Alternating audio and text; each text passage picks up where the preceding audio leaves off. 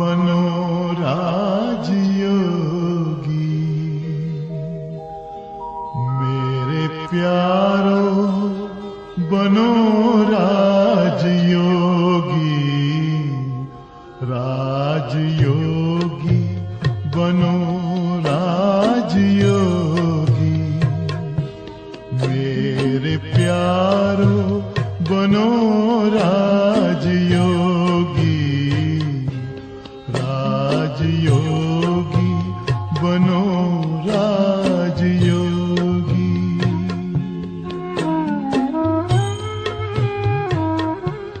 जिंदगी में परम शांति होगी। मेरे प्यारो बनो राजयोगी, राजयोगी बनो राजयोगी।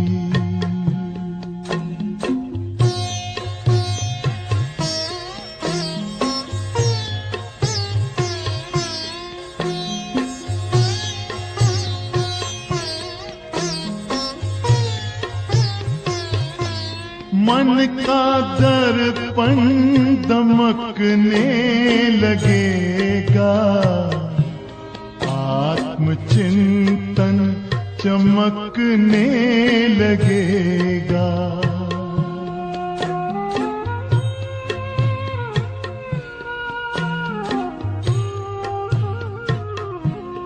मन का दर्पण दमकने लगेगा, आत्मचिंतन चमकने लगेगा। ओम शांति। आज की मुरली है 3 नवंबर 2025 की। बाबा कहते मीठे बच्चे, बाप आए हैं वाइसलेस दुनिया बनाने, तुम्हारे कैरेक्टर सुधारने। तुम भाई भाई हो तो तुम्हारी दृष्टि बहुत शुद्ध होनी चाहिए। आज का प्रश्न है, तुम बच्चे बेफिक्र बादशाह हो, फिर भी तुम्हें एक मूल फिक्रात अवश्य होनी चाहिए। कौन सी? उत्तर है, हम पतित से पावन कैसे बने, यह है मूल फिक्रात। ऐसा ना हो कि बाप का बनकर फिर बाप के आगे सजा ही खानी पड़े। सजाओं से छूटने की फिक्रात रहे, नहीं तो उस समय बहुत लज्जा आएगी। बाकी तुम बेपरवाह वार्ता हो, सबको बाप का परिचय देना है। कोई समझता है तो बेहद का मालिक बनता, नहीं समझता है तो उसकी तकदीर, तुम्हें परवाह नहीं। ओम शांति। रूहानी बाप जिसका नाम शिव है, वह बैठ अपने बच्चों को समझाते हैं। रूहानी बाप सभी का एक ही है। पहले पहले यह बात समझानी है तो फिर आगे समझना सहज होगा। अगर बाप का परिचय ही नहीं मिला होगा तो प्रश्न करते रहेंगे। पहले पहले तो यह निश्चय कराना है, सारी दुनिया को यह पता नहीं है कि गीता का भगवान कौन है। वह श्री कृष्ण के लिए कह देते, हम कहते परमपिता परमात्मा शिव गीता का भगवान है। वही ज्ञान का सागर है, मुख्य है सर्व शास्त्रोमय शिरोमणि गीता। भगवान के लिए ही कहते हैं, हे प्रभु तेरी गत मत न्यारी। श्री कृष्ण के लिए ऐसे नहीं कहेंगे। बाप जो सत्य है वह जरूर सत्य ही सुनाएंगे।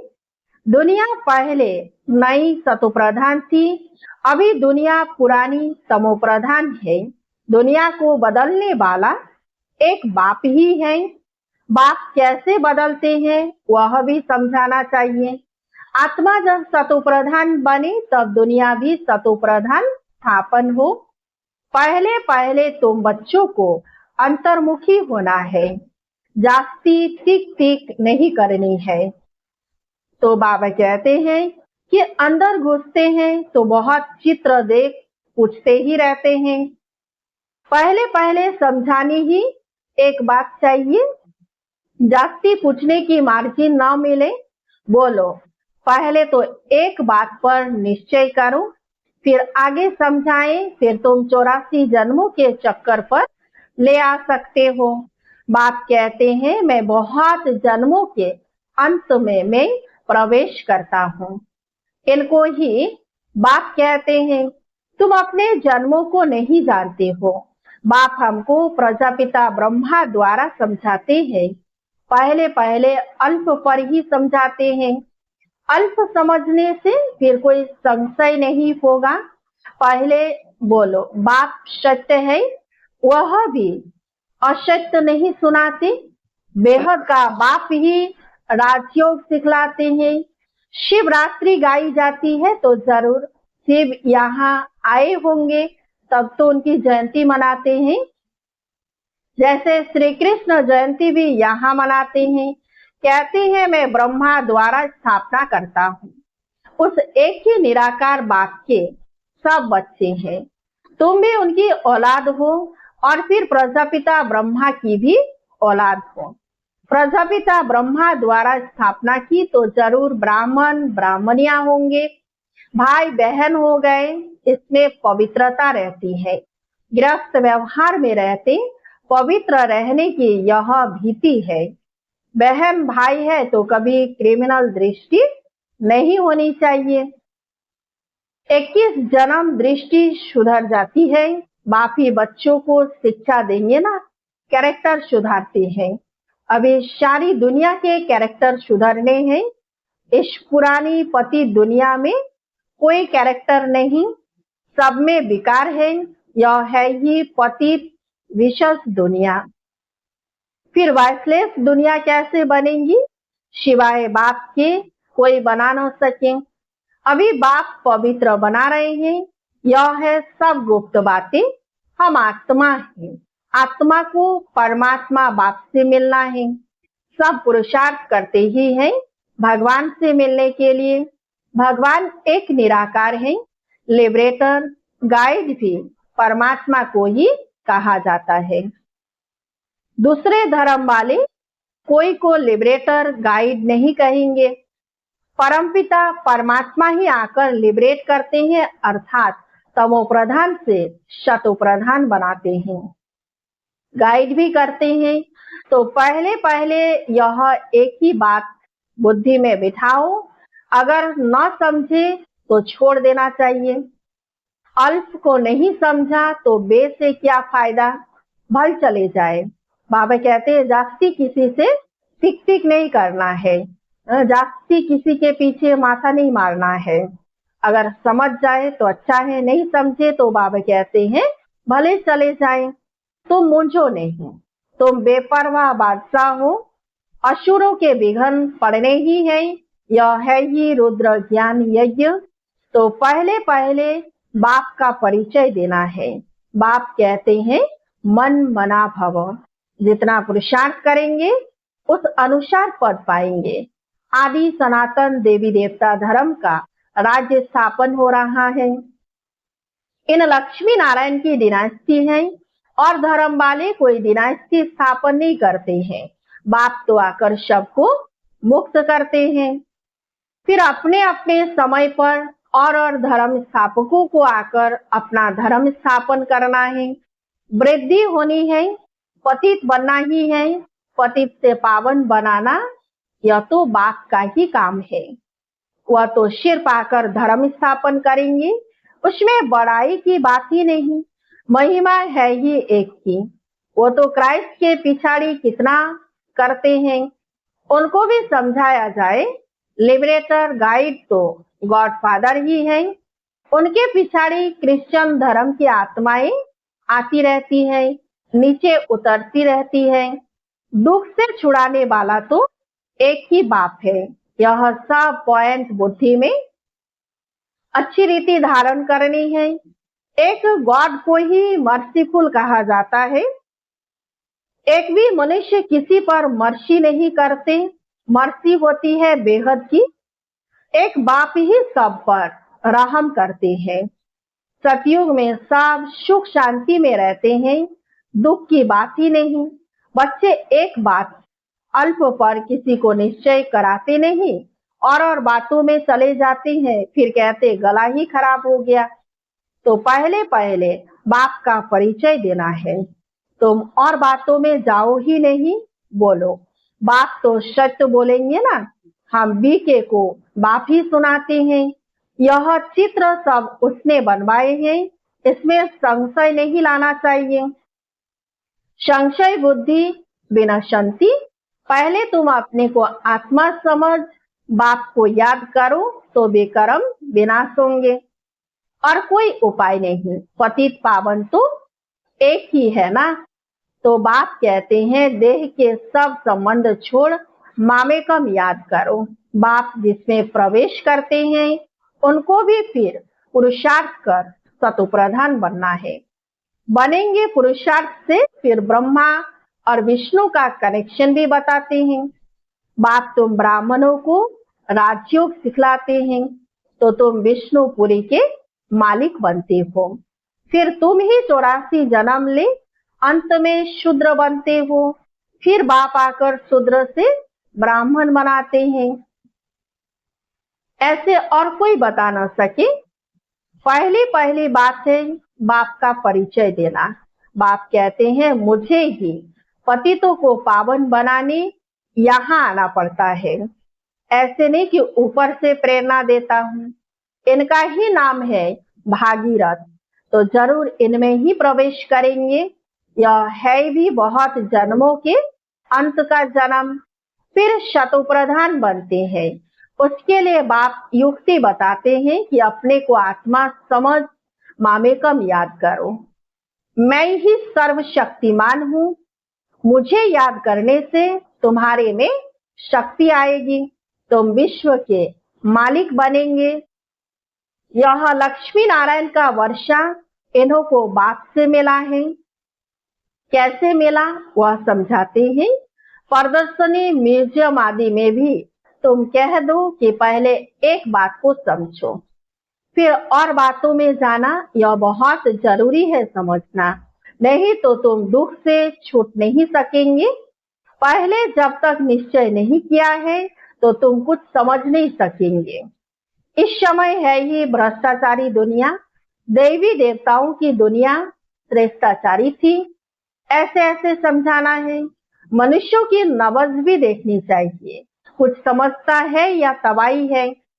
कई बार होता है कि किसी को हम सुनाते जाते हैं, लेकिन वो एक कान से सुन रहे दूसरे कान से निकाल देते हैं। उनको सुनने को कोई इंटरेस्ट नहीं है और हम अपनी तरफ से बकबक करते जाते हैं। इसलिए बाबा कहते हैं पहले नब्ज को देखो कि वो सुन रहे हैं या ऐसे ही बस हम टिक टिक करते जा रहे, बोलते जा रहे हैं और ऊपर से उड़ जा रहा है। अगर तबाही है तो फिर छोड़ देना चाहिए। टाइम वेस्ट नहीं करना चाहिए। छात्र पात्र को परखने की भी बुद्धि चाहिए। जो समझने वाला होगा उनका चेहरा ही बदल जाएगा। पहले पहले तो खुशी की बात देनी है कि बेहद के बाप से बेहद का वर्षा मिलता है ना। बाबा जानते हैं याद की यात्रा में बच्चे बहुत ढीले हैं। बाप को याद करने की मेहनत है, उसमें ही माया बहुत विघ्न डालती है। यह भी खेल बना हुआ है। बाप बात समझाते हैं कि कैसे यह खेल बनाया है। दुनिया के मनुष्य तो रिंचक भी नहीं जानते, थोड़ा सा भी किसी को पता नहीं है। बाप की याद में रहने से तुम किसी को समझाने में भी एक रस होंगे, नहीं तो कुछ ना कुछ नुक्स यानी कमी निकालते रहेंगे। बाबा कहते हैं तुम जागती कुछ भी तकलीफ न लो, स्थापना तो जरूर होनी ही है। भाभी को कोई भी टाल नहीं सकते। उल्लास में रहना चाहिए। बाप से हम बेहद का वर्षा ले रहे हैं। बाप कहते हैं मामे कम याद करो। बहुत प्रेम से बात समझाना है। बाप को याद करते प्रेम में आंसू आ जाने चाहिए। और तो सभी संबंध है कलयुगी, यह है रूहानी बाप का संबंध। यह तुम्हारे आंसू भी विजय माला के दाने बनते हैं। बहुत थोड़े हैं जो ऐसा प्रेम से बाप को याद करते हैं। कोशिश कर जितना हो सके अपना टाइम निकाल अपने भविष्य को ऊंचा बनाना चाहिए। प्रदर्शनी में इतने ढेर बच्चे नहीं होने चाहिए, न इतने चित्रों की दरकार है। नंबर 1 चित्र है गीता का भगवान कौन, उसके बाजू में लक्ष्मी नारायण का सीढ़ी का चित्र, बस। बाकी इतने चित्र कोई काम के नहीं। तो बच्चों को जितना हो सके याद की यात्रा को बढ़ाना है।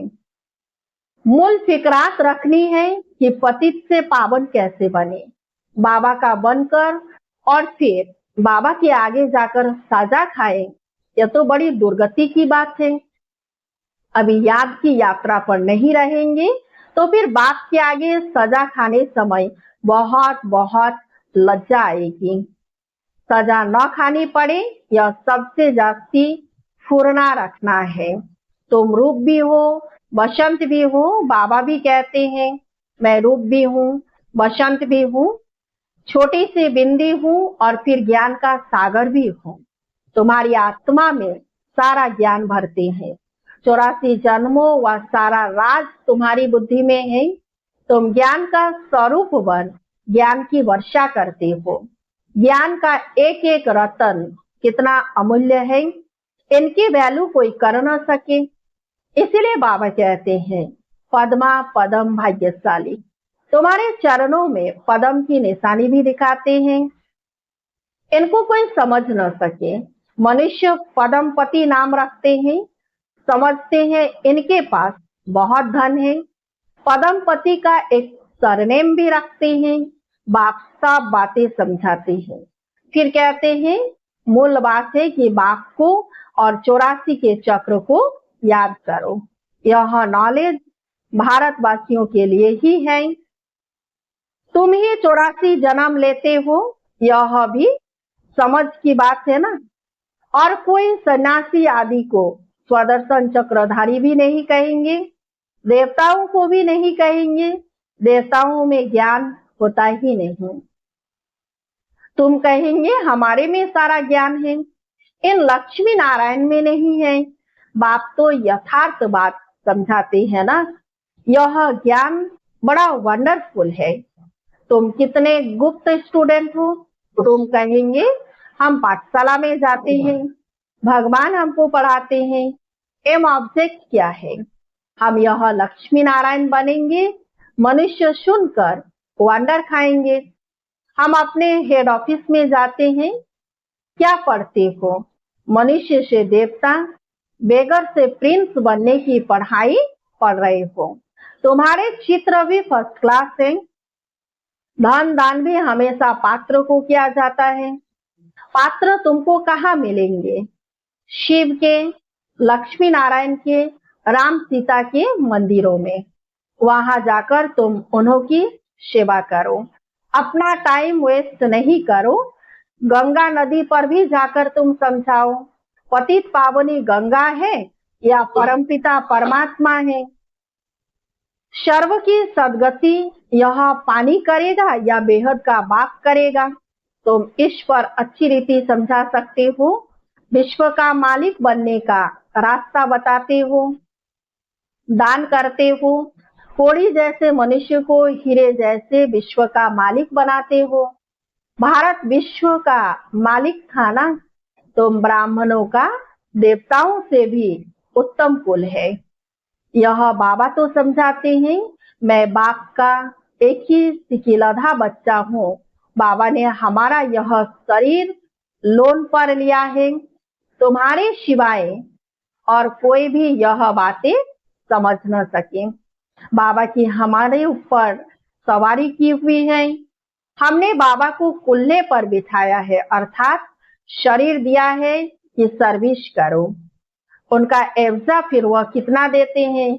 तो ब्रह्मा बाबा शिव बाबा को ये शिव रथ भी सेवा में दिया है।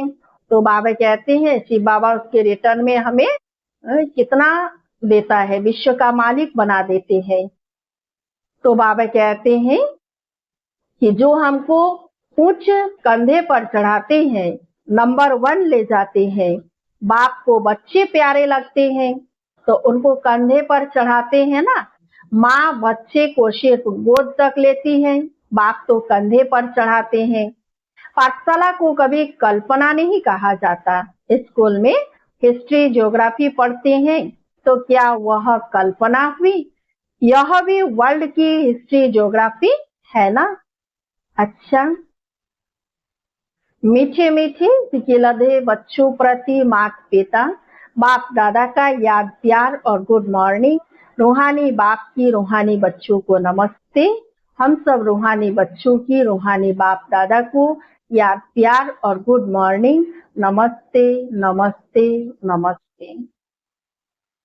धारणा के लिए मुख्य सार 1 नंबर है, बहुत प्रेम से बैठकर रूहानी बाप को याद करना है। याद में प्रेम के आंसू आ जाए तो वह आंसू विजय माला का दाना बन जाएंगे। अपना समय भविष्य प्रारब्ध बनाने में सफल करना है। 2 नंबर, अंतर्मुखी को सबको अल्प का परिचय देना है। ज्यादा टिक टिक नहीं करनी है। एक ही पूर्णा रहे कि ऐसा कोई कर्तव्य न हो जिसकी सजा खानी पड़े। आज का वरदान है, रूहानी यात्री हूँ। इस स्मृति से सदा उपराम न्यारे और निर्मोही भव। रूहानी यात्री सदा याद की यात्रा में आगे बढ़ते रहते हैं। यह यात्रा सदा ही सुखदायी है। जो रूहानी यात्रा में तत्पर रहते हैं उन्हें दूसरी कोई यात्रा करने की आवश्यकता नहीं। इस यात्रा में सब यात्राएं समाई हुई हैं। मन व तन से भटकना बंद हो जाता है। तो सदा यही स्मृति रहे कि हम रूहानी यात्री हैं। यात्री का किसी में भी मोह नहीं होता। उन्हें सहज ही उपराम न्यारे व निर्मोही बनने का वरदान मिल जाता है। आज का स्लोगन है, सदा वाह बाबा, वाह तकदीर और वाह मीठा परिवार, यही गीत गाते रहो। सदा वाह बाबा, वाह तकदीर और वाह मीठा परिवार, यही गीत गाते रहो। आज अभक्ति सारे अशरीरी व विदेही स्थिति का अभ्यास बढ़ाओ। जैसे बाप को सर्व संबंधों से व सर्व संबंधों से जानना, सर्व स्वरूपों से व सर्व संबंधों से जानना आवश्यक है, ऐसे ही बाप द्वारा स्वयं को भी जानना आवश्यक है। जानना अर्थात मानना। मैं जो हूँ, जैसा हूँ, ऐसे मानकर चलेंगे तो देहों में विदेही, व्यक्त में होते अव्यक्त, चलते फिरते फरिश्ता व कर्म करते हुए कर्मातीत स्थिति बन जाएगी। अच्छा, ओम शांति। योग पथ पर जरा चल के देखो, सारा जीवन महकने लगेगा। सारी काया हो,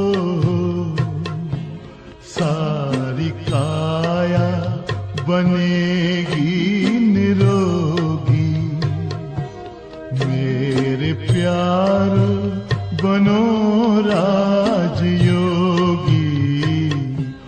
राजयोगी बनो राजयोगी।